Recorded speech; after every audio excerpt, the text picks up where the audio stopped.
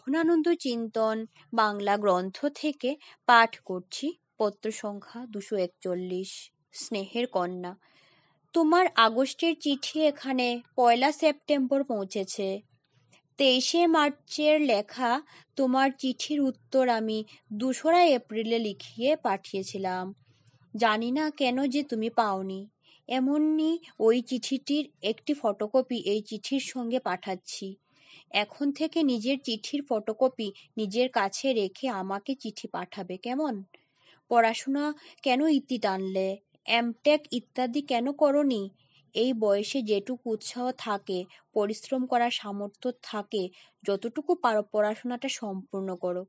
2-1 বছরের মধ্যে এমটেক করে নেওয়ার পর নিজের ইচ্ছে অনুযায়ী তুমি কাজ পেয়ে যাবে। তোমার বাবাকে বলো, তোমার বোনকেও বলো, এমটেক ইত্যাদি করার আগে যেন পড়াশোনা না ছাড়ে। তোমার বাবা এতদিন পর্যন্ত তোমাদেরকে সমর্থন করেছেন, আরও কিছুদিন করবেন। তারপর তোমাদের সকলের মঙ্গল হবে। আমি তোমার কল্যাণের জন্য আমাদের গুরু মহারাজকে, শ্রী শ্রী ঠাকুরকে নিত্য প্রার্থনা করি। ইতি তোমার নিত্য শুভার্থী স্বামী গহনানন্দ। ওম শান্তি শান্তি শান্তি। হরি ওম তৎসৎ। শ্রীরামকৃষ্ণার্পণমস্তু।